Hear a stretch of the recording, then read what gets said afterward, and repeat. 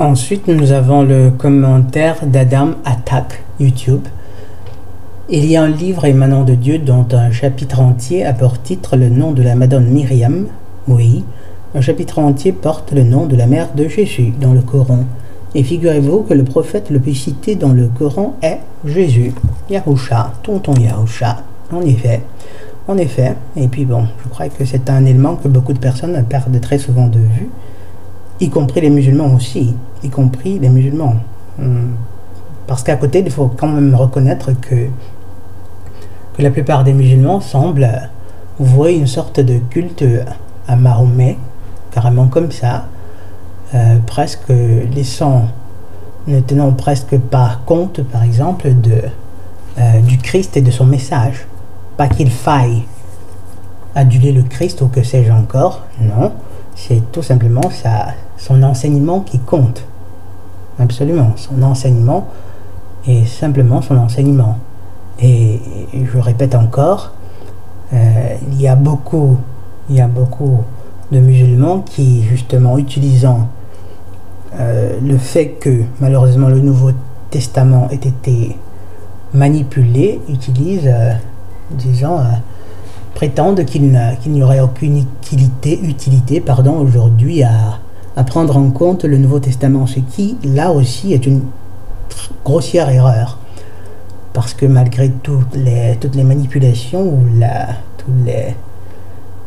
toutes les erreurs de traduction, de transcription, parfois délibérées justement des scribes et de l'Église catholique, il y a le gros de l'enseignement du Christ qui est resté intact et qui serait justement d'une très grande utilité. Donc, ensuite, nous avons DKN qui répond à Adam Attack YouTube, sauf que le Issa du Coran n'est pas le Jésus de la Bible. Pas de crucifixion, pas de mort, pas de trinité. Les musulmans ont connu le christianisme avec des moines disciples d'Arius qui étaient non trinitaires. Alors là, je crois que DKN mélange un peu. Déjà, concernant la crucifixion, il faut dire que j'ignore si c'est un détail si relevant que ça, mais que le Coran ne rapporte pas la crucifixion ne signifie pas nécessairement que ça n'a pas eu lieu. Donc peut-être que ça simplement, ce n'était pas en fait qu'il ait été crucifié sur une croix ou sur un arbre comme ça, sur un pieu ou que sais-je encore. Ce n'est pas nécessairement... Quant au fait de sa mort ou de son sacrifice pour l'humanité, là encore ce serait un mais alors très très long débat. Mais je crois qu'on devrait surtout se focaliser sur son enseignement, c'est-à-dire l'amour du prochain, le travail d'amélioration personnelle, de renaissance, le fait de naître à nouveau qui n'est pas ce que beaucoup de ces abonnés d'église réveillée prétendent. Et naître à nouveau, c'est quelque chose de beaucoup plus profond, mes chers amis. Il ne suffit pas seulement de dire ben voilà, je suis né à nouveau pour l'être. Bref, mais à côté il y a aussi le fait de la Trinité.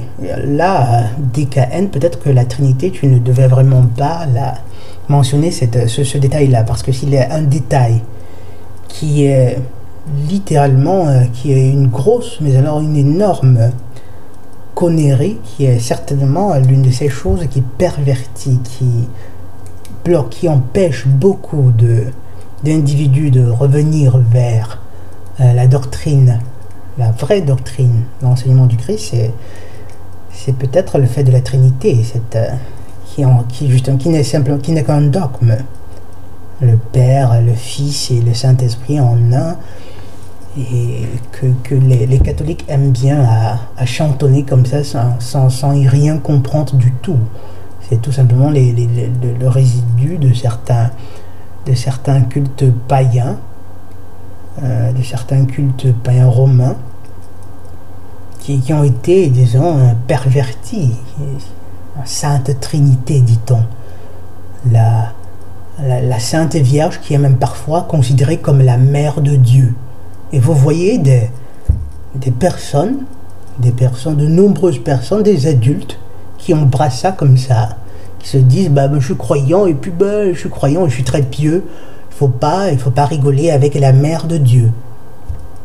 Peut-on seulement dire une connerie plus grande? Comment un humain peut-il être la géniteur de Dieu? C'est terrible, n'est-ce pas? Bon bref, disons que c'est pas le thème du jour. C'est vraiment pas le... Toujours est-il que retenons là ce qu'Adam partage avec nous, c'est-à-dire que le Coran justement, et ça il est utile de le rappeler, pas seulement aux chrétiens, disons comme ça, mais aussi aux musulmans, que le Coran en fait reconnaît parfaitement, exhorte tous ceux qui recherchent Allah, le miséricordieux, à ne pas négliger les révélations qui ont été faites avant le Coran. C'est-à-dire il faut absolument tenir compte de ces autres révélations. Il faut en tenir compte.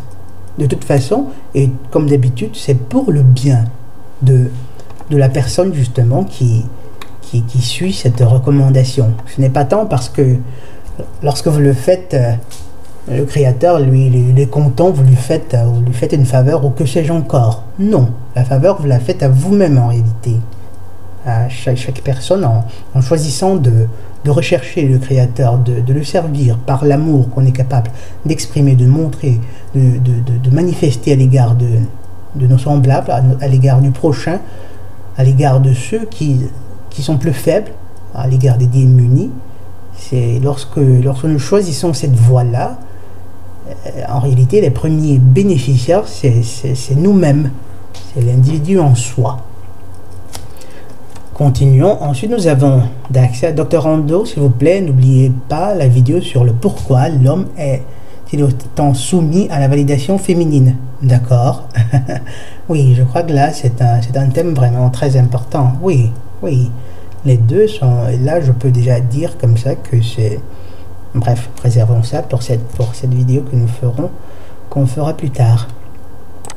Ensuite, nous avons Moïse Erdan qui dit « Je pense que le principe du mal n'existe pas. » Attention, Moïse Erdan, c'est vrai. Le problème ici, c'est quoi? C'est que il ne faudrait pas, c'est quelque chose de si délicat que dire juste comme ça, je pense que le principe du mal n'existe pas, sans apporter quelques compléments d'information. C'est délicat, quoi. C'est un peu dangereux.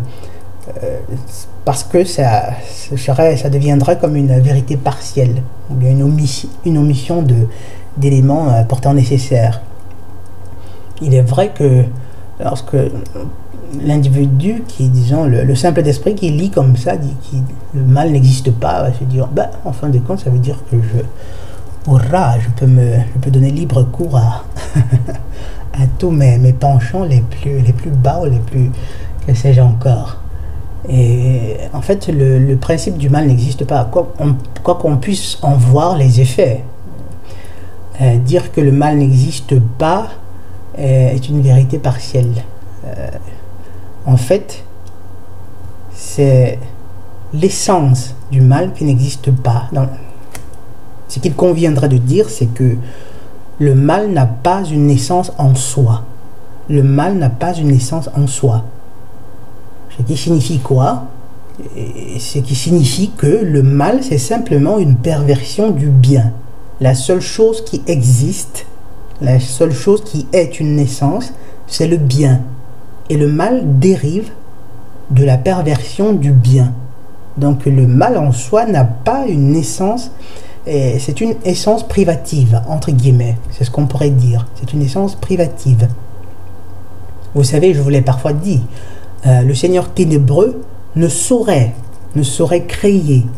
Il ne peut que pervertir à ses fins ce que l'œuvre de l'Éternel. Et c'est en cela que c'est pour cette raison que vous verrez qu'il essaye toujours de pervertir tout ce qu'il y a de plus beau, de plus harmonieux dans la création de l'Éternel. En fait, il ne peut que pervertir la création de l'Éternel pour perdre les humains. Vous voyez par exemple, je citais le cas le plus intéressant de l'Andromède qui se trouve à épouser une Ginomale. Pourtant, il aurait tout simplement fallu, c'était plus simple, c'était plus harmonieux de rester un androphore et d'épouser une gynophore, telle que l'Éternel l'a ordonné par ses lois universelles et éternelles. Pardon. Donc le mal en fait dérive principalement lorsque les personnes affirment que le mal n'existe pas, c'est pour dire que le mal n'a pas d'essence en soi. Le mal est simplement une perversion, une infraction du bien. Le mal en soi n'a pas d'essence. Il n'a simplement pas d'essence. C'est dans ce sens. Mais c'est un sujet très long, pour lequel il faudrait carrément une vidéo à part entière. Ensuite, Nonox, thank you Nonox. Et nous avons là un commentaire de La banlieue te parle. Et c'est un très long commentaire. La plupart des personnes, je vais juste le lire, je ne crois pas que je pourrais le commenter entièrement. La plupart des personnes font un raccourci extrême concernant la vision du paradis dans la religion de l'islam. À ce propos, en aucun cas, les musulmans croyants pensent passer leur temps au paradis à faire l'amour matin, midi et soir, loin de là. Seuls les plus faibles d'esprit le croient dû à leur inculture ou méconnaissance de ce que peut être le paradis. Je ne vous vise pas au cas où, non, je le comprends parfaitement. Ce serait une insulte à moi-même pour commencer. Le nombre de houriettes, femmes vierges, à ce propos, ce sont des femmes auxquelles nulle femme humaine ne peut ressembler, tant au niveau beauté, ni même aux qualités morales et comportementales. Leur nombre étant au 72 pour les uns, 62 pour les autres, 99 pour ce que je sache. Sur le sujet qui me semble le plus sourcé, le nombre en soi n'a que peu d'importance. C'est simplement une symbolique à faire comprendre aux hommes de peu de foi que leur rétribution dans l'au-delà est à la hauteur de leur plus grand désir et attachement au sens de la vie, c'est-à-dire la femme. Et à ce sujet en islam, Dieu dit à la hauteur de leur plus grand désir et attachement au sens de la vie. Là par contre ce serait à approfondir. Et à ce sujet, en islam, Dieu dit, si je n'avais pas créé la femme, l'homme m'aurait adoré à ma juste valeur. Ça en dit long sur l'homme. Vous conviendrez bien, M. Rando, que l'homme n'a de plus précieux dans son désir à apprécier la vie que la relation intime qu'il peut entretenir avec une gynophore. C'est triste, mais c'est en grande majorité la réalité sur les hommes. En fait, là, je ne crois pas que ce soit triste, quoi. C'est peut-être triste que la plupart des hommes ne soient pas capables, oui, bon, là, je crois que oui, ne soient pas capables de transcender cela, c'est-à-dire de s'élever, littéralement, au-delà de cette dynamique, de ce désir qu'ils ont. Mais quand bien même ils réussissent à le faire, il faut reconnaître aussi que d'un point de vue purement matériel, le contact intime avec la gynophore reste l'expérience la plus puissante et la plus plaisante. Il est certes vrai qu'on peut connaître l'illumination comme le Bouddha, mais bon, l'illumination, ça reste cette sérénité qui d'un point de vue de l'intensité n'est pas nécessairement comparable à l'intensité du plaisir, par exemple, que l'on éprouve au contact de la gynophore lorsqu'on, disons, touche le 7e avec une gynophore. Mais après, normalement, on ne devrait pas se limiter. Cela, il est capital, il est important. Il faut que, pour qu'une civilisation, pour qu'un peuple, pour que l'humanité s'élève, il faut que les hommes, justement, aillent au-delà de ce désir, de cette pulsion. Et justement, c'est triste que beaucoup d'hommes n'aient pas cette capacité. Ils ne peuvent que de ne pas l'avoir parce qu'on ne les encourage pas à maîtriser leur corps, à dominer leur véhicule charnel. Bien au contraire, toute la culture populaire les pousse précisément dans la direction opposée. Quand on exalte les envies les plus basses, les désirs les plus bas, on les encourage, on les excite, on sollicite justement cet instinct à longueur de journée, forcément qu'ils deviennent incapables de s'élever. Ensuite, justement, son désir apprécier la vie que la relation intime. qu'il peut entretenir avec une gynophore si la gynophore et tous les moyens pour atteindre cet objectif sont bons à prendre pour lui. Et oui, malheureusement, c'est vrai. Quant au paradis en l'islam, il n'est pas uniquement une récompense à l'être humain, mais bien une continuité à l'adoration de son Seigneur pour une pratique digne de ce nom sans interférence gynophérique, ayant pour seul but la distraction de ce dernier, car en final, les gynophores ne sont ni plus ni moins qu'une distraction pour l'âme des androphores. L'ultime but de l'androphore réel sont la présence des gynophores et la recherche de son créateur. Il est mu par cette quête spirituelle naturellement, une nature propre aux androphores qu'aucune gynophore ne saurait comprendre. C'est simplement magnifique, ouais, malheureusement. C'est bien cela. Elles ne font que mimer les actes des androphores dans le but ultime pour les assujettir, ces derniers. Absolument, merci pour ce commentaire. La banlieue te parle. Merci. Vi auguro una buona giornata, grazie. Vedo che lei parla italiano, bene, molto interessante. Comunque, lisez donc le commentaire de la banlieue te parle. Je crois que c'est un très beau commentaire. Ensuite, nous avons Moïse Erdan.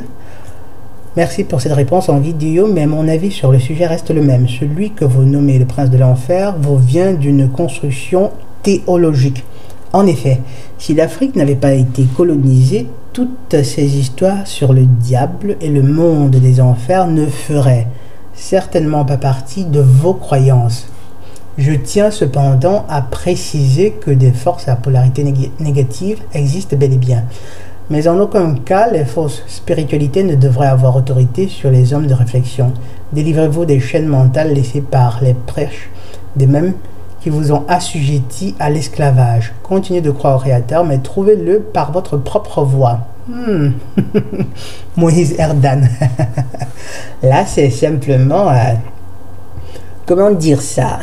C'est un commentaire très intéressant aussi, dans le sens...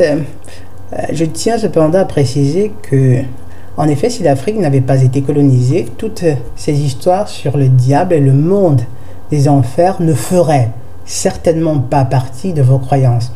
Là, je crois que Moïse, c'est un peu, comment dire ça, c'est un peu osé de ta part de souligner le fait certainement. C'est vraiment osé. Mais imagine un peu que tu sois en train de te planter. Imagine vraiment que tu sois en train de te planter. Et comment dire ça? Ça ferait une vidéo vraiment trop longue que d'essayer de démontrer le contraire. Disons que je vais sauver ton post et puis on essaiera d'y revenir. Délivrez-vous des chaînes mentales laissées par les prêches, des mêmes qui vous ont assujetti à l'esclavage. Continuez de croire au Créateur, mais trouvez, c'est-à-dire que, selon Moïse Erdan, le fait de parler de l'enfer, ce serait, comment dire, une chaîne mentale. Par contre, croire au Créateur ne le serait pas. Je crois que votre discours est un peu contradictoire, à côté des personnes, justement, comme vous, qui justement prônent une certaine, on va dire quoi, un affranchissement des Africains à l'égard des religions, du christianisme en particulier. La tendance générale est celle justement d'attribuer, de considérer comme chaîne mentale une quelconque conscience par exemple, des forces occultes qui existent dans notre plan, qui sont présentes dans notre plan d'existence. Et je crois que là, par contre, il est très probable que l'un de nous deux soit naïf. Il est vraiment probable que l'un de nous soit naïf. Vous semblez prétendre que le fait de l'enfer ou bien du Seigneur ténébreux n'existerait pas dans les cultures africaines. La question que je vous poserai, en êtes-vous certain? Moïse Ayrdan, en êtes-vous certain? Et puis justement, vous tenez un discours quelque peu contradictoire lorsque vous dites « Je tiens cependant à préciser que des forces à polarité négative existent bel et bien, mais en aucun cas, les fausses spiritualités ne devraient avoir autorité sur les âmes de réflexion. » C'est-à-dire parler du Seigneur ténébreux de l'enfer, ce serait une fausse spiritualité. Je vous assure que l'un de nous est vraiment naïf. Peut-être que c'est moi. Je vous le concède. Peut-être que c'est moi. Mais je vous promets aussi qu'il y a autant de chances que ce soit vous. Dites-vous bien que même ces fausses spiritualités que le christianisme, par exemple, a apporté en Afrique et dans de nombreuses autres, et en Amérique latine, dans le monde entier, en réalité, était une fausse spiritualité qui n'a fonctionné que parce qu'elle a fait recours à la typologie de mensonge la plus efficace, c'est-à-dire des éléments de vérité mélangés à beaucoup de conneries. Et le fait sur l'enfer, le fait sur le Seigneur ténébreux, c'est pas la partie des conneries. C'est pas la partie des conneries. Le fait, c'est quoi? Et vous le dites même. Le fait de parler de la... Vous êtes conscient de la polarité négative, c'est-à-dire, on va dire, du mal. Et comment pouvez-vous croire que le fait de l'enfer ou le fait du Seigneur ténébreux soit une chaîne mentale? Soit vous n'êtes pas si conscient que ça de la polarité négative dont vous parlez, soit c'est un peu incohérent ce que vous dites. C'est un peu incohérent. Et je vous repose la question, êtes-vous vraiment certain que justement que le principe de l'enfer n'existe pas on va dire quoi, dans les cultures africaines? Vous croyez ça? Bref, ce serait tout un débat. Pardon? Ce serait tout un débat. Et donc, parler justement de chaîne mentale laissée par les prêches, on aura l'occasion d'y revenir. Ensuite, nous avons l'homme imprévisible. Il y a 2 semaines, bonjour, bravo pour votre courage, au moins j'ai réveillé le doc. Là, je ne comprends pas de quelle façon l'homme imprévisible. Je vais m'attarder sur la critique. On ne critique pas, on ne critique que parce qu'on veut du bien, même si parfois certaines critiques sont maléfiques. Parfois, je dis le fond de ma pensée en laissant les gens choisir la méthode pour arriver au résultat. Pour atteindre votre but, il vous faut 1/3 du sujet basé sur les conseils, 1/3 du sujet d'actualité, 1/3 de lecture de livres et d'analyse. Lorsque vous abordez les sujets à contre-courant comme le cas footballeur ou celui d'aujourd'hui, protégez vos arrières. Celui qui a fait sauter votre chaîne, c'était soit celui qui avait épousé une femme de ce type et qui ne voulait pas entendre votre vérité. Oui, c'est possible. Bon, là, je peine un peu à cadrer la chose avec le cas Floyd, qui est la vidéo à laquelle vous avez réagi par ce commentaire. Mais oui, c'était probablement quelqu'un qui avait épousé une femme de ce type.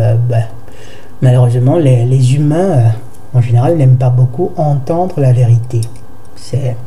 C'est la triste réalité. Et dites-vous bien que, au fur et à mesure que je touche des sujets sensibles, il y en a qui se désabonnent automatiquement. Bon, qui se désabonnent, quoi.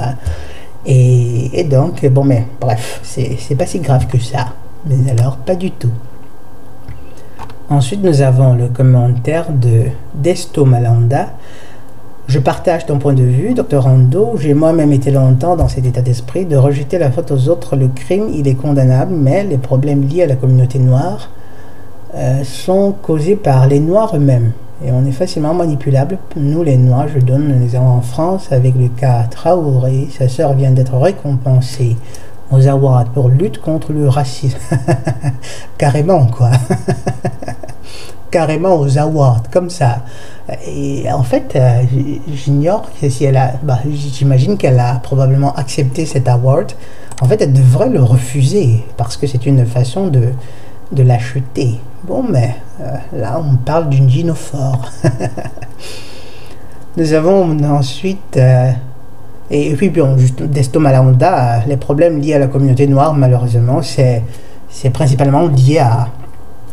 Comment dire, c'est principalement lié à des personnes noires, aux personnes de couleur, des personnes de couleur. Et seulement, il y a... Ce que je peux te dire maintenant, en attendant de produire une vidéo sur ce thème, c'est quoi? C'est que malheureusement, on commet l'erreur de croire que tous les peuples noirs appartiennent à la même lignée. On commet l'erreur de croire que tous les peuples noirs appartiennent à la même lignée, ce qui n'est absolument pas le cas. Ce qui n'est absolument pas le cas. Mais on y reviendra desto.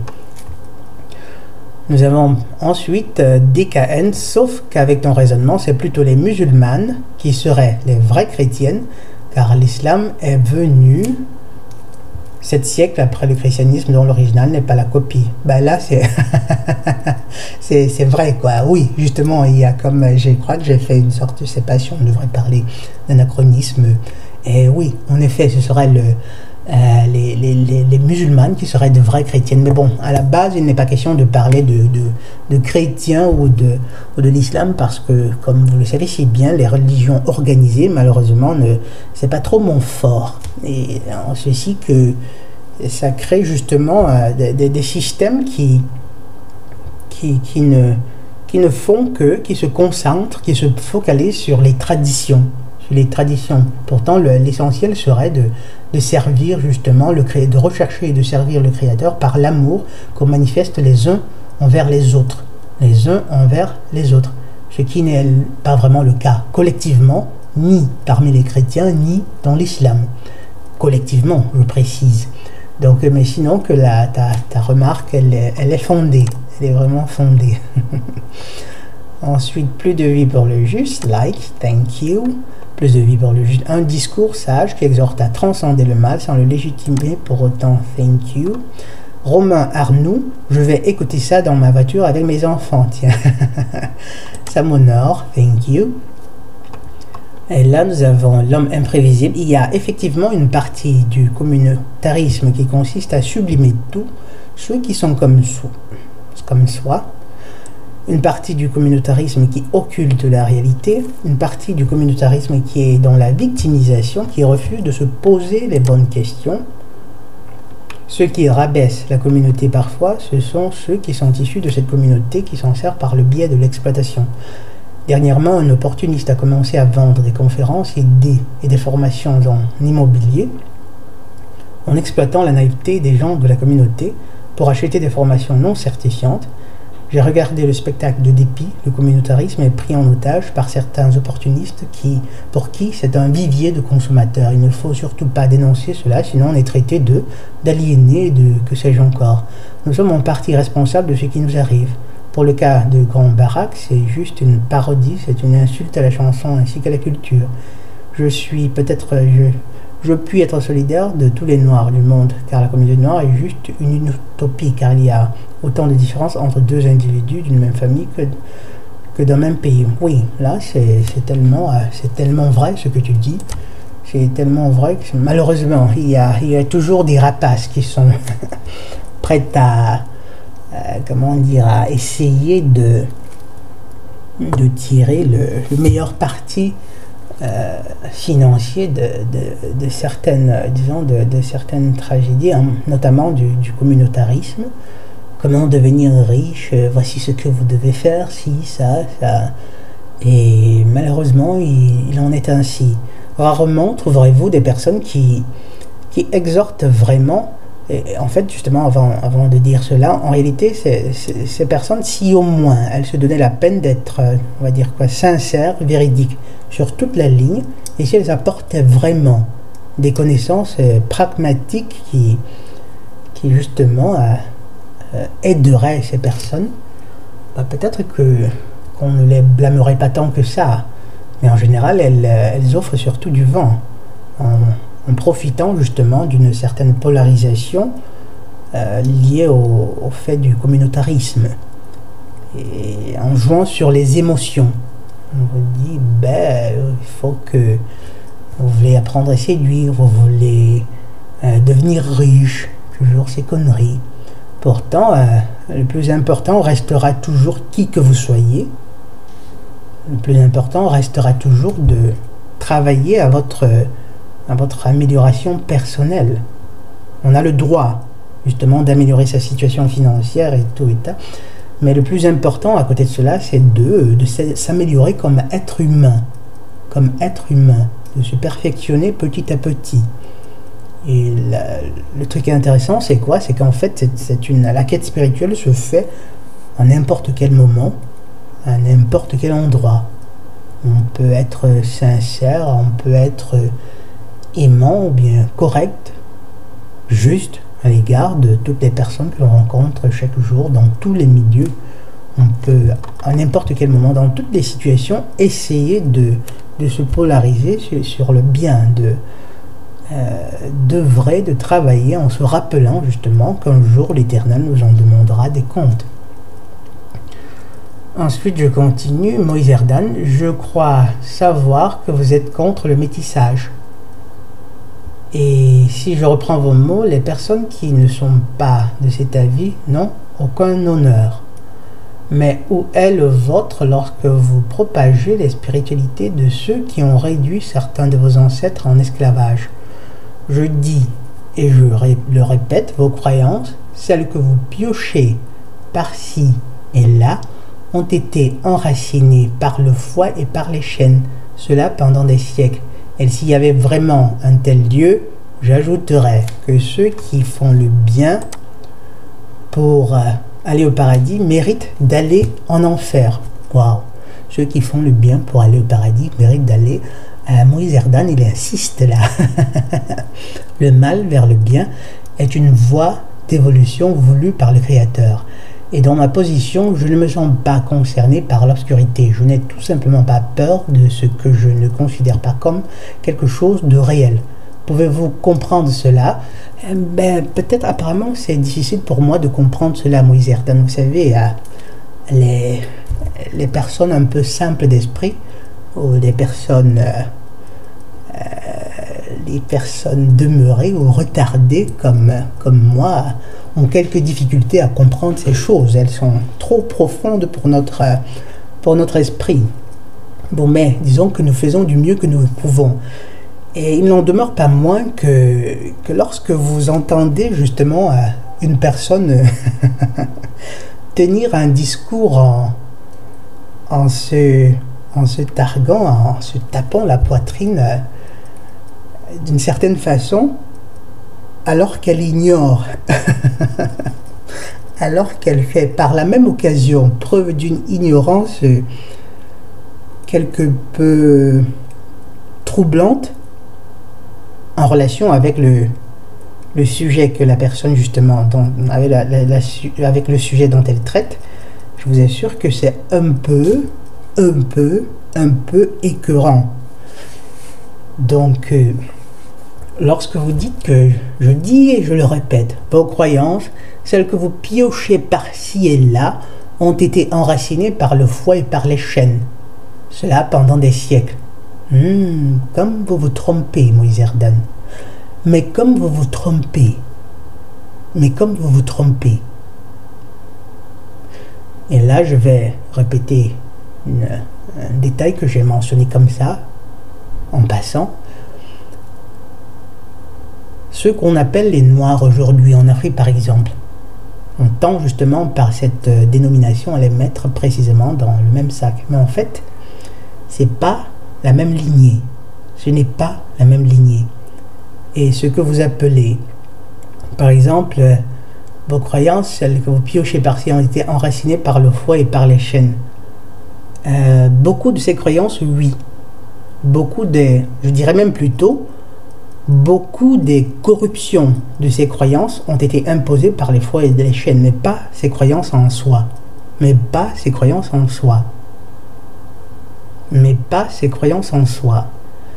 Donc, et là, je poserai par exemple la question à Moïse Erdan Junior, par exemple, si vous êtes africain, si vous êtes un noir, si vous êtes un occidental ou un blanc, que sais-je encore. On sait par exemple que beaucoup de tribus en Afrique pratiquent la circoncision. D'après vous, la circoncision qui est prescrite par exemple au patriarche Abraham, c'était Abraham, disons, qui est prescrite de toute façon dans Tanakh, dans l'Ancien Testament. Vous croyez peut-être que c'est l'une de ces croyances ou pratiques qui a été enracinée par le foie et par les chaînes? Vous croyez cela? Ce serait... En fait, ce serait difficile que ce soit le cas, puisque de toute façon, les Occidentaux en général ne le font pas. Non pas parce qu'à un certain moment, ils ont décidé de cesser de le faire, mais parce qu'en général, ils ne le font pas, ne pratiquent pas la circoncision. Par contre, la circoncision est ancrée dans les habitudes, dans les pratiques de nombreuses tribus africaines. Vous comprenez un peu, Moïse Erdan. Bref, de toute façon, je me donnerai la peine de répondre particulièrement à votre commentaire avec exactement la même, on va dire quoi, la même verve. Mais en attendant, il faudrait que je prenne une capture d'écran pour ne pas courir le risque d'oublier. Voilà. Ensuite, nous avons le commentaire de Bertrand. Bonsoir Bertrand, l'un des patrons de la commune de Conseillon. Vive il dottore, grazie. C'est une position courageuse que vous prenez. Vous faites la critique du communautarisme victimaire et je suis d'accord. Mais être victime est un statut extraordinaire mais dangereux à moyen terme pour la collectivité dans son ensemble. On ne peut pas vivre pacifiquement et durablement dans une nation avec un quelconque communautarisme victimaire. Vaste sujet. Ouais, en effet, vaste sujet, vraiment. De la même façon que vous dites au sujet des proportions du mal de Chauvin par rapport à d'autres comportements. On peut dire que le sucre et la mauvaise alimentation font plus de victimes létales et non létales, problèmes de poids, de dos, de reins, de fertilité que d'autres maladies qui sont pour autant plus médiatisées. Comme le dit le dicton, lorsque le sage montre la lune, l'imbécile regarde. En effet. Et donc, oui, c'est... Le fait, c'est quoi? C'est que, vous savez, le Seigneur ténébreux, il s'infiltre et il utilise... il infiltre et il utilise justement ces groupes-là pour accomplir ses desseins. Dans tous ces groupes, il ne s'en trouve pas qui disent, qui insistent par exemple sur le travail que toutes les communautés, dans une certaine mesure, doivent pouvoir faire pour créer cette harmonie, ou bien même à la limite sur la nécessité, justement, même en restant dans le registre du communautarisme, le fait qu'il y ait d'autres comportements qui font plus de mal aux différents membres des différentes communautés, notamment la communauté noire ici. Et il y en a justement beaucoup, mais alors beaucoup. Et justement, j'ai cité le fait de cette tendance des gynophores noirs à avoir une sorte d'aversion à l'égard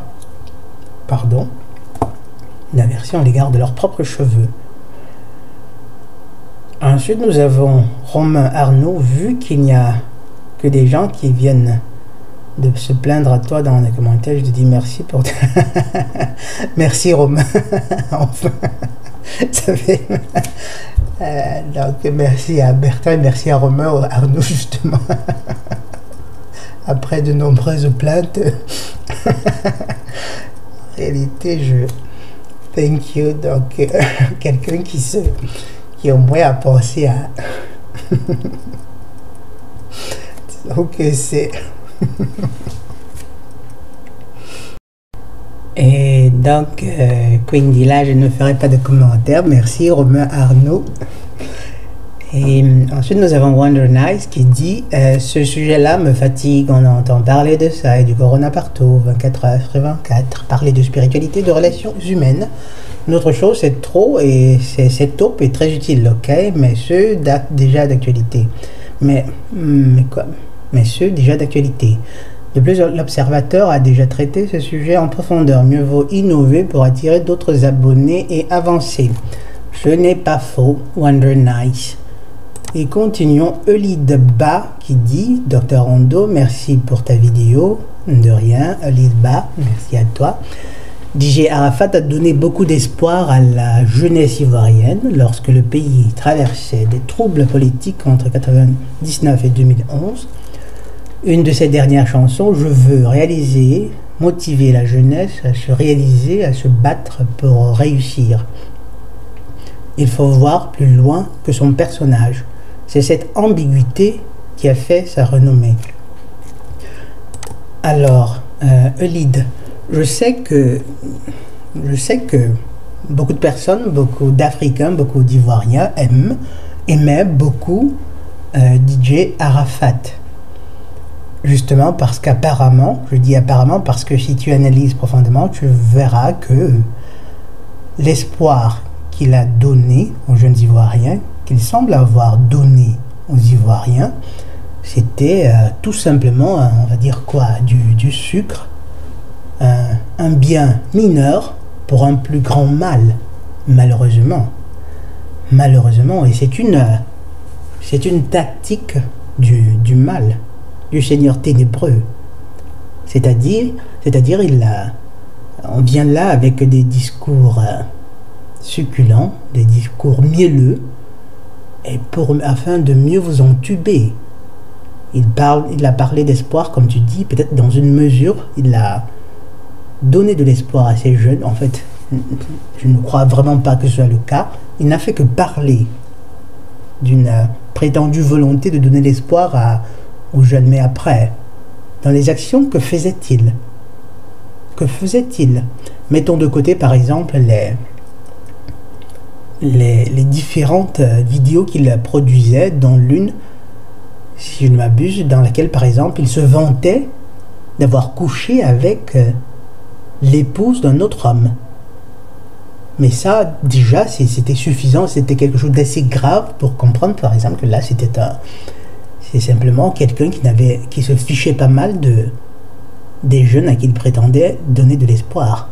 Mais là, disons que c'est un élément mineur de l'influence qu'il avait sur les jeunes. Après, sa musique, c'était quoi exactement? Du vide. Du vide. C'est-à-dire que on tient des discours justement mielleux pour berner, pour amadouer les personnes, un peu comme les politiciens. Et après, on les entube. Combien de jeunes, combien de générations d'Africains dans le monde seront encore, dans une certaine mesure, contaminés, je ne dirais même pas seulement influencés, contaminés par tout ce vide, par tout ce néant qu'il proposait dans ses musiques. Mais c'est simplement, malheureusement, je comprends qu'il puisse être difficile de reconnaître cela quand on aimait par exemple ses chansons ou quand on était l'un de ses fans. Mais malheureusement, il faut reconnaître qu'il n'a apporté à ces jeunes que du vide pur, du néant, rien. Il n'a fait que détruire leur esprit. Il n'a fait que détruire leur esprit. Dans ses chansons, que disait-il? Rien. Mais alors rien. Et puis après, lorsque vous analysez certaines de ces déclarations, une certaine pochette de son album dans laquelle il indiquait littéralement, net clairement, pour ceux qui savent lire, son appartenance à ces cercles mystiques, je crois que ça dit déjà tout. Ça dit beaucoup, ça en dit beaucoup.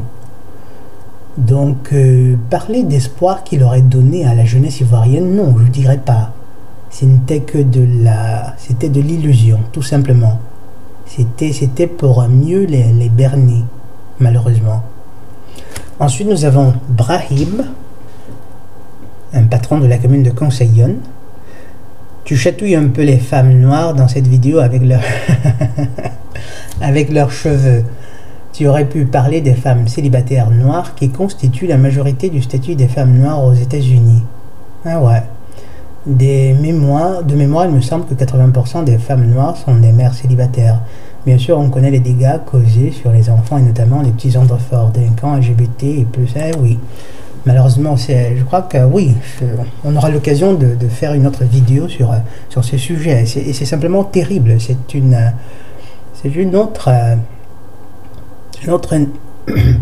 un autre élément, un autre fait historique qui illustre le fait que les gynophores en réalité n'ont pas de loyauté. Elles vous détruiront très volontiers simplement pour pouvoir avoir une extension capillaire, quoi, pour avoir des brésiliennes. C'est-à-dire ces femmes noires vendraient volontiers leurs bébés, leurs enfants, simplement pour avoir des brésiliennes. Ah oui, peut-être que ça semblera exagéré, mais bon, je n'ai pas si loin que ça de la vérité.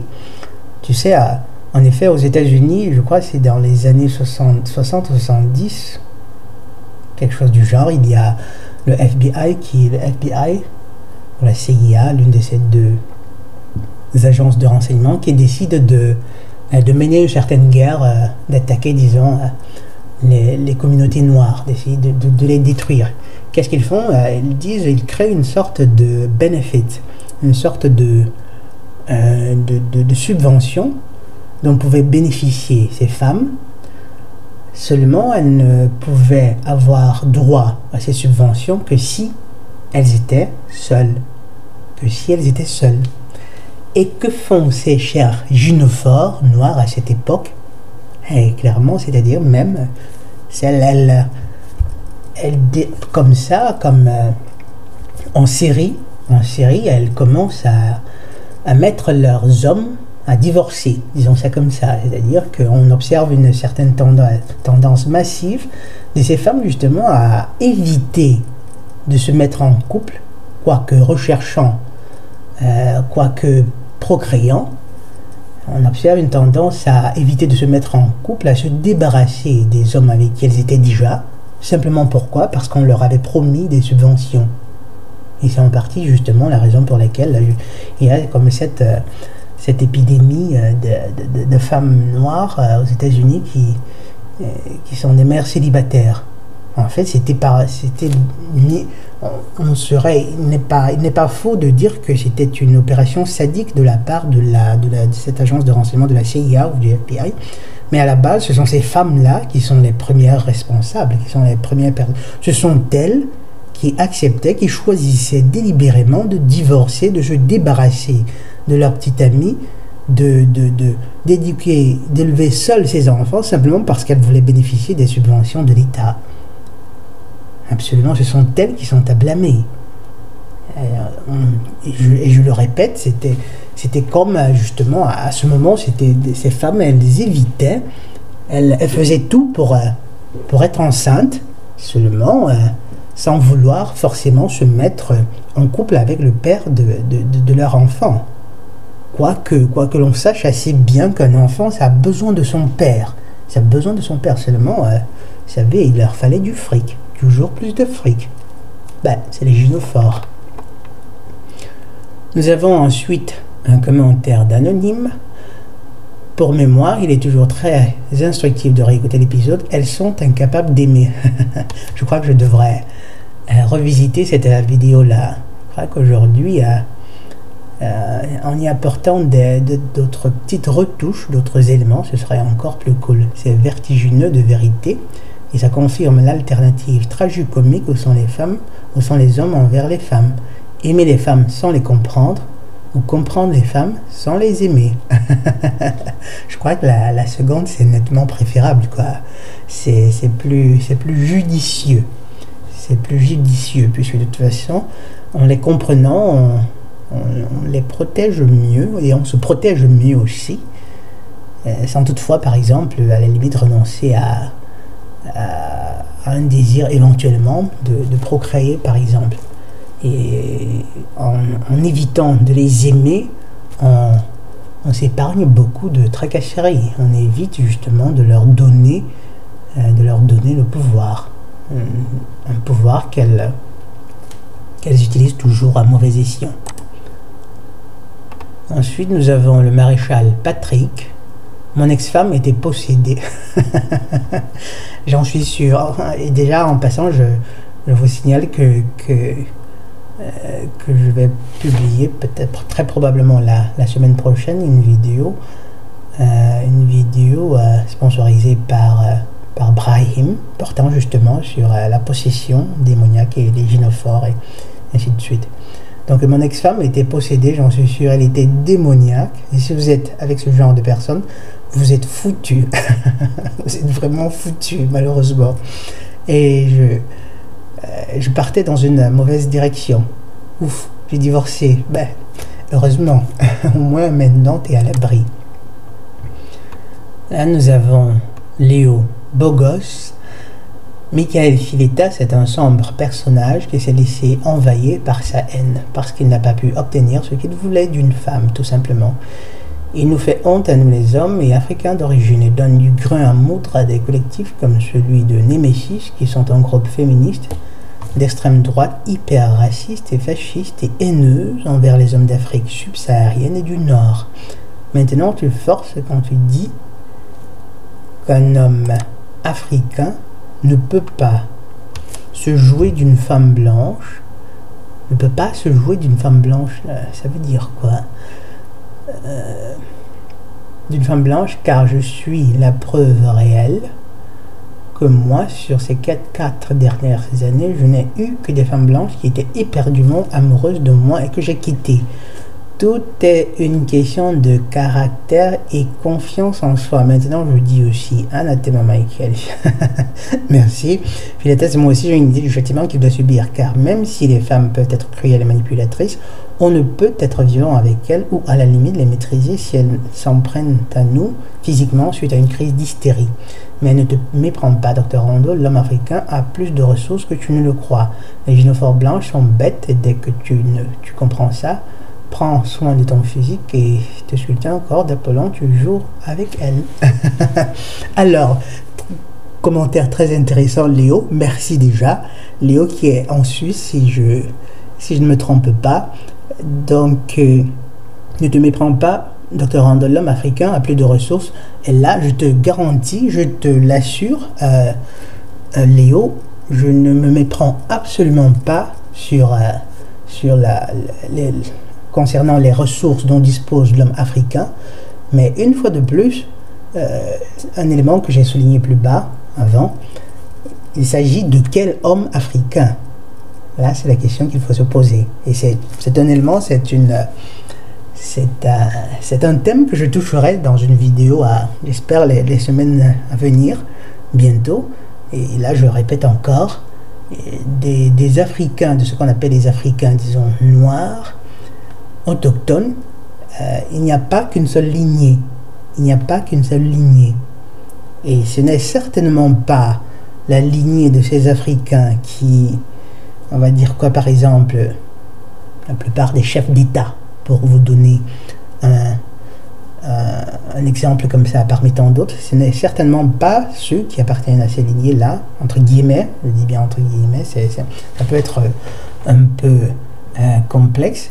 Ce sont pas eux qui justement seront de ceux qui mettront leurs ressources à disposition de l'humanité. Là, je parle de ressources humaines à disposition de l'humanité pour cette marche vers un nouveau monde, entre guillemets, mais c'est d'autres Africains. C'est d'autres Africains, justement, qui sont d'une autre lignée. Mais bon, c'est un thème vraiment profond et qui est lié à celui que j'annonçais en répondant aux commentaires de Moïse Erdan. Moïse Erdan qui est convaincu que beaucoup de mes croyances, justement, c'est-à-dire par exemple la croyance dans l'enfer, sont des chaînes mentales qui auraient été imposées par la chrétienté. C'est simplement... Et bref, de toute façon, ne digressons pas. De toute façon, quoi que tu dises, Léo Bogos, j'imagine pour choisir ce pseudonyme, j'imagine que tu dois vraiment être un beau gosse, ce qui est la raison pour laquelle tu réussis justement à te jouer des gynophores comme tu dis. Ça doit être parce que tu es un beau gosse, c'est-à-dire symétrique. Mais le fait c'est quoi? Le fait que tu puisses te jouer de ces gynophores qui étaient éperdument amoureuses ne signifie pas, n'est pas une preuve en soi que ce qu'elles éprouvaient pour toi, c'était de l'amour avec un grand A. C'était une infatuation, par exemple. On sait parfaitement que qu'elles aiment bien paraître aux yeux de la société, notamment des autres gynophores. Pour elles, avoir un beau gosse, c'est toujours quelque chose de magnifique. Parce que, quelle que soit la gynophore, lorsqu'elles voient une autre qui a dans ses bras un androphore particulièrement beau, symétrique, elle tente spontanément à les jalouser. Et donc dire que tu as eu cette expérience-là ne signifie pas nécessairement qu'elles éprouvaient de l'amour avec un grand A à ton égard. Ça pouvait vraiment être de l'infatuation. Ça pouvait vraiment être de l'infatuation. Quand bien même ce serait de l'amour, ce ne serait que la preuve, justement, ce serait une exception, comme on dirait. Une exception qui justement n'existe qu'en vertu de la règle générale. Donc en fait, l'exception ne pourrait que confirmer la règle générale. Et sinon qu'après, je te remercie de condamner toi aussi le comportement de l'acte de ce Michael ici, les tâches, simplement terrible.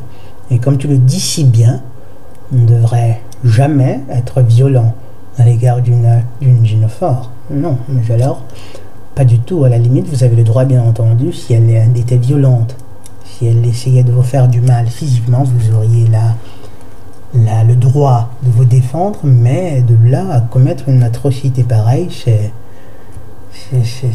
horrible, c'est atroce, c'est contre-productif même à la base, à la limite. Mais c'est tout simplement une preuve de faiblesse, une preuve d'extrême faiblesse, surtout lorsque vous imaginez qu'après, en réalité, les gynophores, il y en a, il y en a tellement, il y en a vraiment tellement. Donc si vous souffrez tant que ça de la voir partir, cherchez-en une autre, tout simplement. Cherchez-en une autre. Après une première, une deuxième, une troisième, une quatrième, je vous assure que vous vous remettez. Et si c'est si difficile pour vous que de les courtiser, ou que sais-je encore, si vous ne trouvez même pas le courage, même en ce moment où vous souffrez tant, n'hésitez pas à aller voir une honnête. N'hésitez pas à le faire. Ne cédez surtout pas à la haine. Ne cédez surtout pas à l'instinct de violence qui peut monter en vous, au point justement de commettre une telle atrocité. Une telle atrocité qui au final n'a profité à personne. Absolument. Mais alors à personne. À personne. Ensuite nous avons Michael Fowey. On ne peut pas respecter un peuple qui s'autodétruit avec des poisons spirituels et physiques. Oui. Concordo, sono d'accordo. Maxunator, très bonne vidéo, Dr. Rando, merci Maxunator. Et ensuite nous avons La banlieue te parle, et c'est en réponse à... Bref, c'est un autre commentaire. Et je crois que là, je vais m'arrêter parce que là, c'était un métacom que je produisais, mais je suis déjà à la deuxième partie de ce métacom qui durera au moins 1 heure. Donc je vais m'interrompre pour un instant et reprendre après.